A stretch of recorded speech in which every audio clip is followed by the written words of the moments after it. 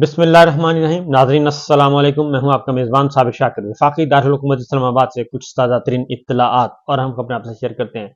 बज़ाहिर सब अच्छा है कि रिपोर्ट दी जा रही है कि हर तरफ दूध और शहद की नहरें बह रही हैं, कोई मसला नहीं है, गुर्बत भी नहीं है, महंगाई भी नहीं है, बेरोज़गारी भी नहीं है, अमन व अमान की सूरत हाल भी ठीक है। सब अच्छा है कि रिपोर्ट दी जाती है, कागज़ों में भी दी जाती है और टीवी टॉक शोज़ की हद तक भी दी जाती है। बयानियाँ भी यही बताया जाता है, सरकारी बयानियाँ यही जारी किया जाता है कि कोई मसला ही नहीं है। दुनिया भर को ये बताया जा रहा है कि जनाब आप आएँ हमारे पास और हमें तस्लीम करें और इन्वेस्टमेंट करें, सरमायाकारी करें। ये रिपोर्ट्स दी जा रही हैं, लेकिन हकीकत में जो ज़मीनी हक़ाइक़ हैं, ग्राउंड रियलिटीज़ हैं, वो इससे बिल्कुल मुख्तलिफ हैं और उसका दूर दूर तक उस तहरीरी और उस बयानिए से कोई ताल्लुक नहीं है जो कि बयान किया जा रहा है। क्योंकि हमारे मुल्क में बदस्तूर क्राइसिस बढ़ते जा रहे हैं और क्राइसिस के बढ़ने की वजह सिर्फ और सिर्फ ये है कि रूल ऑफ लॉ नहीं है, कानून की हुक्मरानी नहीं है और एक शख्स के लिए एक कानून है, दूसरे शख्स के लिए दूसरा कानून है, एक सियासी जमात के लिए एक असूल है, दूसरी सियासी जमात के लिए दूसरा असूल है। यही काम मीडिया में है। जो लाइक माइंडेड हैं उनके लिए सब कुछ आसान, सब कुछ तमाम दरवाजे खोल दिए जाते हैं, लेकिन जो मीडिया इंडिपेंडेंट है, जो अपनी बात करना चाहता है, उसकी ज़िंदगी अजीरन की जा रही है, उसकी ज़िंदगी तंग की जा रही है और उनके नाम ईसीएल में डाले जा रहे हैं। इमरान रियाज खान का नाम ईसीएल में डाला गया और समी इब्राहिम साहब का नाम ईसीएल में डाला गया और इसकी मंजूरी कौन दे रहा है? वफाकी काबीना दे रही है और 24 नाम ईसीएल में डाले गए, लेकिन सिर्फ 2 नाम मीडिया को बताए गए और उन्हीं 2 नामों को हाईलाइट किया गया और बाकी 22 नाम कौन से थे वो उसके बारे में वफाकी काबीना ने, सरकार ने नहीं बताया। और इसका बुनियादी मकसद क्या हो सकता है कि सिर्फ 2 सीनियर जर्नलिस्टों के नाम बता दिए जाएं और बाकी 22 नाम ना बताए जाएं। इसका मतलब सिर्फ ये है कि मीडिया को खौफ करना, मीडिया को खौफजदा करना और खौफ व हरास के जरिए अपने मकासद हासिल करना। और उस मीडिया को क्यों मीडिया में खौफ व हरास फैलाया जा रहा है, उसकी भी वजह आपको बता दूं कि आने वाले दिनों में मजीद गैर आइनी काम करने हैं, गैर जमहूरी काम करने हैं, आइन शिकनी पर मुनहसर होंगे वो और इनका जमहूरियत से कोई ताल्लुक नहीं होगा, असूलों से कोई ताल्लुक नहीं होगा, हक और सच से कोई ताल्लुक नहीं होगा। जब ऐसे काम करने हैं, ऐसे इक़दाम उठाने हैं, तो फिर ज़रूरी है कि मीडिया को पहले ही खौफ व हरास में मुब्तला कर दिया जाए और उसमें सेंसरशिप आयद की जाए और उनको डराया जाए, धमकाया जाए, डायरेक्ट इनडायरेक्ट ये सारे काम किए गए। इसीलिए 2 सीनियर जर्नलिस्टों का नाम पब्लिक करना और मीडिया को बताना और उसको social media, digital media, electronic media, print media में उसका ढंढोरा पीटना, उसकी सिर्फ और सिर्फ एक वजह है कि खौफ व हरास फैलाया जाए और मीडिया को मैसेज दिया जाए कि आप हमारे साथ बिहेव करें और अगर आप हमारे साथ बिहेव नहीं करेंगे तो फिर आपका भी वही अंजाम होगा जो बाकियों का हो रहा है। ये है सूरत हाल। उसकी मीडिया को क्यों दबाया जा रहा है? मीडिया को इसलिए दबाया जा रहा है कि मैंने जैसे कि बताया कि आने वाले दिनों में बहुत बड़े बड़े गैर आइनी, गैर कानूनी, गैर जमहूरी इक़दाम उठाने हैं और ये जो एक जाली निज़ाम हुकूमत कायम किया गया है, उस जाली निज़ाम हुकूमत को और जो मैंडेट चोरी किया गया है, उस मैंडेट चोरी को हज़म करने के लिए मजीद आगे इक़दाम उठाए जा रहे हैं और बंदर बांट की जा रही है और उस सिलसिले में चीफ जस्टिस काजी फाइज ईसा साहब जो हैं, अब वो इस बेड़े में बाकायदा तौर पर, इस झूठ और फ्रॉड के बेड़े में वो भी शरीक होने जा रहे हैं और वो भी सवार होने जा रहे हैं और वो भी इस बहती गंगा के अंदर अपने हाथ नहीं बल्कि पूरे का पूरा स्नान करने जा रहे हैं, पूरे का पूरा वो डूबने जा रहे हैं इसमें। लिहाजा उनकी एक्सटेंशन की बातें हो रही हैं। पिछले व्लॉग में इसके बारे में मैं बता चुका हूं, लेकिन मजीद इंशाल्लाह फिर कभी बताऊंगा। फिल वक्त जो लेटेस्ट अपडेट्स हैं उसमें यह है कि इमरान खान साहब पे मुलाकातों पर पाबंदी लगाई गई थी, वो फिल वक्त मुलाकातों पर पाबंदी खत्म कर दी गई है और बाकायदा तौर पर इमरान खान साहब और जेल हुक्काम के दरमियान एक मुआहदा, एक SOPs तय पा गए हैं और जेल सुप्रीडेंट और इमरान खान के दरमियान एक तहरीरी शक्ल में एक दस्तावेज अदालत में जमा करवा दी गई है और उसके अकॉर्डिंगली सुप्रीडेंट अडयाला जेल के दस्तखत हैं और इमरान खान साहब के दस्तखत हैं और जिसके बुनियादी नुकात जो हैं उसके मुताबिक इमरान खान साहब के साथ और जेल इंतजामिया के साथ जो मुलाकातों के सिलसिले में फोकल पर्सन हैं वो 3 मुकर्रर किए गए हैं। एक बैरिस्टर गौहर हैं, शेर अफजल मरवत हैं और बैरिस्टर उमैर नियाजी हैं। जो टाइप शुदा एक एग्रीमेंट है बाकायदा तौर पे, उसमें 2 नाम हैं। तीसरा नाम इमरान खान साहब ने खुद अपने हाथ से उसमें एडिशन की है और वो नाम है गौहर खान का। 2 नाम शेर अफजल मरवत साहब और बैरिस्टर उमैर नियाजी, ये तहरीरी मुआहदा जो है और उसमें मौजूद है, यानी कि जो टाइप शुदा एग्रीमेंट है, और बैरिस्टर गौहर का नाम इमरान खान साहब ने अपने हाथ से ऐड किया है। जेल मुलाकात के लिए ये फोकल पर्सन होंगे और हर फोकल पर्सन जो है वो 2 नाम जो है वो मेंशन कर सकेगा मुलाकात के लिए, और टोटल 6 लोग मुलाकात कर सकेंगे हफ्ते में 1 दिन। और वो है मंगल को फैमिली मेंबर्स के लिए होगा जी, मंगल फैमिली मेंबर्स के लिए है। इमरान खान साहब के फैमिली मेंबर्स जो चाहें मुलाकात कर सकते हैं। और जो जुमेरात है वो मुकर्रर की गई है वकला, फ्रेंड्स और सियासी रहनुमाओं पार्टी के लोगों के साथ, और जो भी मुलाकात के लिए आएगा।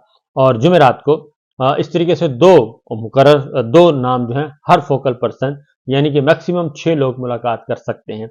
और इसके लिए ज़रूरी है मुलाकात सिर्फ वो शख्स करेगा जिसके नाम की मंजूरी जो है वो इमरान खान साहब देंगे। इमरान खान साहब अगर चाहेंगे तो वो उनसे मुलाकात हो सकेगी, बेशक ये फोकल पर्सन नाम दे भी दें तो इमरान खान साहब की हतमी मंजूरी से ही उनसे मुलाकात हो सकती है। ये सिचुएशन है, ये मुआहदा हुआ है जी, और अब ये इस पे अमल किया जाएगा क्योंकि ये एक मामला चल रहा था।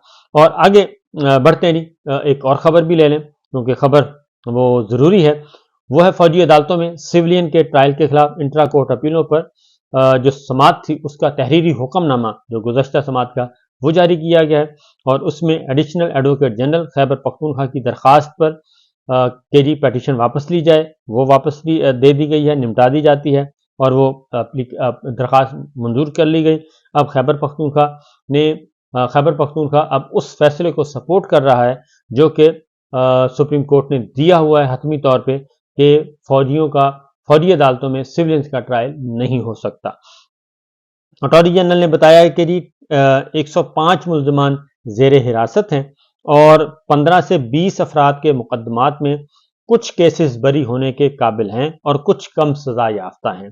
अटॉर्नी जनरल के मुताबिक कम सज़ा याफ्ता मुल्ज़मान को रियायत भी दी जाएगी, और अटॉर्नी जनरल की खुसूसी अदालतों के महफूज शुदा फैसले सुनाने की जैसे इस्तदा मंजूर की जाती है, सज़ा की जैसे मंजूर किया जाता है, और अटॉर्नी जनरल की बरी होने वाले या कम सज़ा वाले मुल्ज़मान का फैसला सुनाने की इस्तदा पर भी किसी ने मुखालफत नहीं की।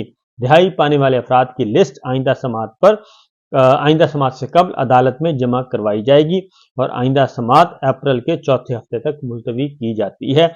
ये हुक्म सादर किया गया।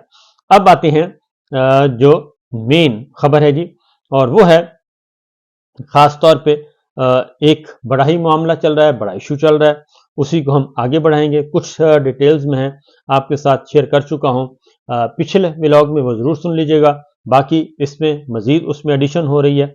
वो है जजिस का ख़त, 6 ऑनरेबल जजिस का ख़त, और उस पे वफाकी काबीना ने यानी कि हुकूमत ने क्या इक़दाम उठाया है, और इस पे काजी फायद ईसा साहब चीफ जस्टिस ऑफ पाकिस्तान जो हैं वो भी इस हुकूमती इक़दामात को की तौसीक कर रहे हैं। यानी जो चीफ जस्टिस हैं वो हुकूमत से मिल चुके हैं, वो इंतज़ामिया से उनका इत्तेहाद हो गया है, और उन्होंने जो एक मीटिंग हुई उसमें उन्होंने इत्तफाक किया और इत्तिहाद करके अब जो एक होता है कि जुडिशरी का एक इंडिपेंडेंट वजूद होता है, लेकिन चीफ जस्टिस काजी फायद ईसा साहब ने उस वजूद को ख़त्म करके पूरी की पूरी जुडिशरी जो है वो सामने रख दी है, लिटा दी है, बल्कि एग्जेक्टिव के सामने, इंतज़ामिया के सामने।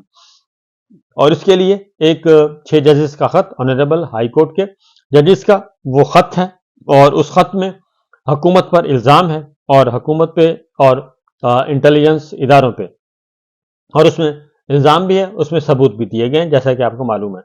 अब ये काबीना का इजलास हुआ है और उसमें अटॉर्नी जनरल ने ख़ास तौर पे उसमें शरीक हुए हैं, और उस शिरकत के बाद 2 नाम ज़ेरे गौर आए, एक तसद्दुक़ जिलानी साहब का, साबिक चीफ जस्टिस पाकिस्तान, और एक नाम आया जस्टिस रिटायर्ड नासिरुल मुल्क साहब का।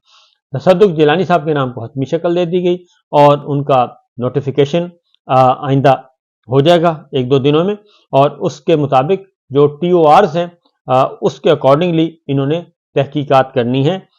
इस 6 ऑनरेबल जजेस के खत की वफाकी काबीना ने इसकी मंजूरी दे दी और तसद्दुक़ जिलानी साहब आ गए हैं। अब जरा मैं आपको आगे ये बताता हूँ, काबीना के इजलास में जी जो हुआ उसके मुताबिक अटॉर्नी जनरल ने जाके उन्होंने ब्रीफ किया और लॉ मिनिस्टर जो है वो पहले ही आजम नजीर तारड़ साहब वो भी इसका पार्ट थे, चीफ जस्टिस से मुलाकात कर चुके थे, शहबाज शरीफ साहब, अटॉर्नी जनरल और तारड़ साहब, ये मुलाकात उनकी हो चुकी, वहां पे मुकमका हो चुका, सब कुछ हो चुका। और इजलास ने 25 मार्च 2024 को जो जजेस ने खत लिखा उसके मुंदजात पर गौर किया गया। अब अगली बात गौर तलब है, जो कि इस कमीशन का फैसला जो है वो पहले से ही तैयार है और ये फैसला पहले से आ चुका है, लिख दिया गया है।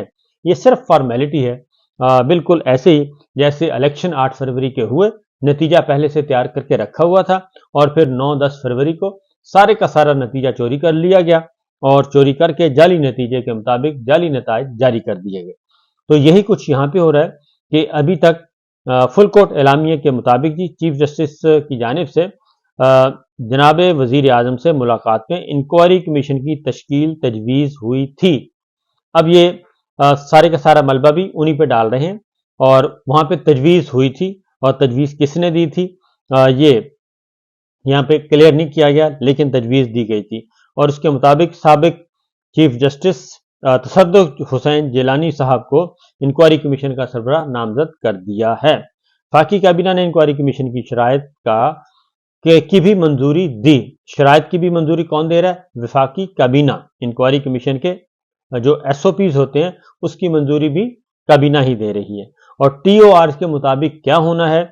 उसके मुताबिक इंक्वायरी कमीशन जो है जजेस के खत में आयद करदा इल्जामात की मुकम्मल छानबीन करेगा और तयन करेगा कि ये इल्जामात दुरुस्त हैं या नहीं, और इंक्वायरी कमीशन तयन करेगा कोई अहलकार बराह रास्त मुदाखलत में मुलव्विस था। अब ये अगली बात आ गई, बराह रास्त मुदाखलत में मुलव्विस था। उसके बाद अगली जो बात है जी वो है कि कमीशन अपनी तहकीक में सामने आने वाले हक़ाइक़ की बुनियाद पे किसी एजेंसी, महकमे या हुकूमती इदारे के खिलाफ कार्रवाई तजवीज़ करेगा और कमीशन को यह इख्तियार होगा कि वो इंक्वायरी के दौरान जरूरी समझे तो किसी और मामले की भी जांच कर सकेगा। अब यहां पे आ जाता है कि TORs को ओपन कर दिया गया है, किसी और मामले की भी, ठीक है। ये बड़ा सोचने वाली बात है, ये बड़ी है एक, यहीं पे सारा खेल इसी में है कि कमीशन अपनी तहकीक में सामने आने वाले हक़ाइक़ की बुनियाद पर किसी एजेंसी, महकमे या हुकूमती इदारे के खिलाफ कार्रवाई तजवीज़ करेगा। कमीशन को यह भी इख्तियार होगा कि वो इंक्वायरी के दौरान जरूरी समझे तो किसी और मामले की तहकीकात भी जांच सकेगा। काबीना ने 6 जजेस के खत में, अब अगली बात ये सारे TORs ऊपर बयान करके अब अगला जो एलामिया है फेडरल गवर्नमेंट का, उसमें उन्होंने कमीशन को हुक्म भी दे दिया है और अपना फैसला भी सुना दिया है कि कमीशन इंक्वायरी कमीशन जो है वो क्या फैसला देगा, उसका क्या फैसला होगा, क्या फैसला होना चाहिए, ये साथ ही लिख दिया है।